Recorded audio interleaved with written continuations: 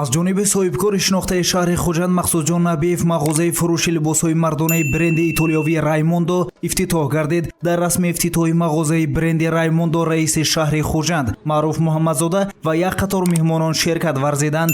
раиси шаҳр маъруф муҳаммадзода афзуд ки ин иқдом дар доираи ҷашни истиқболи 30-солагии истиқлолияти давлати ҷумҳурии тоҷикистон буда ҳамзамон барои мардуми вилояти суғд дар рӯзҳои иди модарону наврӯзи хуҷастапай як тӯҳфаи калон мебошад.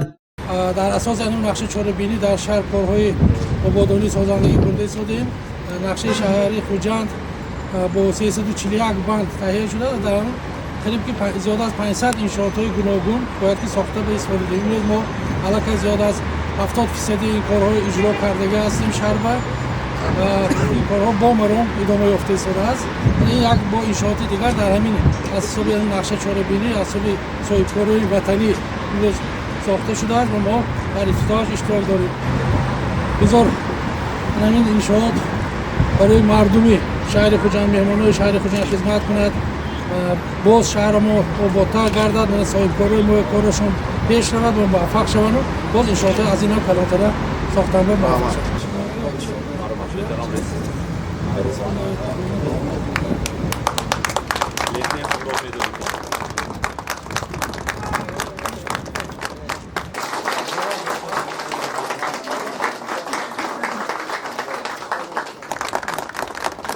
раиси шаҳри хуҷанд маъруф муҳаммадзода зимни суҳбат бо муассиси мағоза ва дигар соҳибкорону меҳмонони шаҳр зикр кард ки иқдоми пайвастаи пешвои миллат эмомалӣ раҳмон дар мамлакат имрӯз дар амал татбиқ гардида пешрафти босуръати иқтисодиёт ва татбиқи ислоҳот дар самти дастгирии соҳибкорӣ таъмин гардида истодааст. бояд зикр намуд ки мағоза аз ду қисм иборат аст. тахонаи макон низ бо усули муосир аз таъмири куллӣ баромада дар масоҳати калон ба фурӯшгоҳи хубу замонавӣ табдил дода шудааст.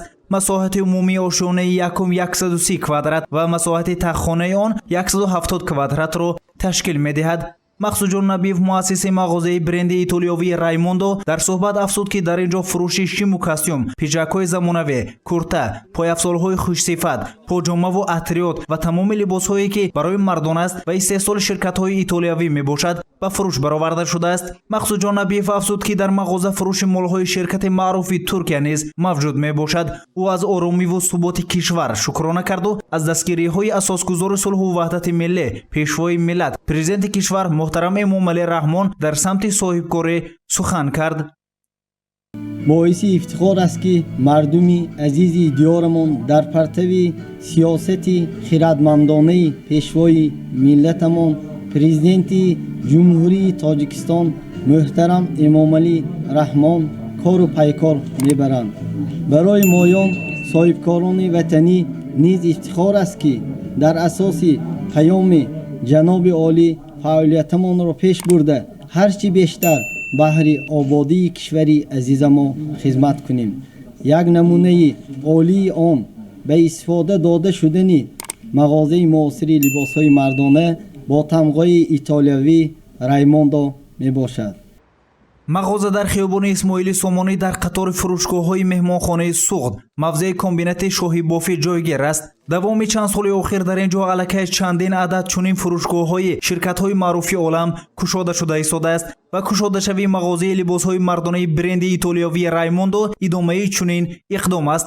дар маросими кушодашавии мағозаи либосҳои мардонаи бренди итолиёвии Раймондо зиёда аз 60 нафар меҳмонон, соҳибкорони варзидаи вилоят, дӯстону пайвандон ширкат варзиданд. бояд гуфт ки дар асоси сиёсати хиратмандонаи ҳукумати ҷумҳурии Тоҷикистон ва дар асоси сиёсати маънавии бунёди пешвои муаззами миллатамон президенти ҷумҳурии Тоҷикистон муҳтарам Эмомалӣ Раҳмон барои рушди соҳибкорӣ фазои комилан муҳайё пешниҳод шудааст. соҳибкорони ватанӣ метавонанд ки баҳри рушду ободии ватани маҳбуб хидматгузор ва ҳиссагузор бошанд. дар ин ҷо моделҳои бисёре ҳам ҳастанд. аз ҳамин либосҳои таги саркарда то либосҳои болоӣ, костюмҳои бисёр зебо, куртаҳои бисёр зебо, ҳам барои ҷавонон, ҳам барои одамҳои калонсолон дар ин ҷо ба фурӯш монда шудааст. ман аз он ифтихор дорам ки чунин ширкатҳо дар шаҳри Хуҷанд ин хел мағозаҳоро дар ин ҷо кушода истодаанд. дар навбати худ соҳибкор мақсудҷон набиев меҳмонони чорабиниро барои ташриф ва шодишарики ин рӯз шудан хушомадед ва сипос гуфт. меҳмононро тарҳу усули таҳияи фурӯшгоҳ диққаташонро ҷалб намуд. онҳо аз тарҳу сифати мағоза дида намуда қаноатмандӣ изҳор намуданд. соҳибкор мақсудҷон набиев барои таҳияи намои дохилу берун ва қисми таххонаи фурӯшгоҳ тарроҳ дизайнери ҷавон аммо бо таҷриба усмон бахтиёровро аз шаҳри тошканди ҷумҳурии ӯзбекистон даъват намуд. вақти суҳбат усмон бахтиёров аз натиҷаи кори анҷомдодаи худ нақл кард. Ну, здесь в основном строго классика мы сделали, потому что здесь уже бренд Раймондо, само собой классика. Поэтому здесь строго классика, во-первых. А во-вторых, уже современные детали, все это уже натуральная шпона, из натурального шпона сделано. Поэтому я сперва посмотрел весь худжан, у кого какой дизайн какой, здесь в основном, что есть у них. Поэтому и потом уже я интересовался с этим брендом Раймондо. Раймондо в основном там классика. Поэтому мы из этого, обходя из этого, вот, сделали чисто классику. Они посмотрели сперва, потом сразу сказали, да, нам нравится. акнун реҷаи кори мағоза аз соати 9 пагоҳи рӯзӣ то 21 бегоҳи рӯзӣ идома ёфта, дар ин ҷо боз 5 нафар ҷавонони маҳаллӣ ба ҷои кори доимӣ ва маоши шоиста таъмин мегарданд.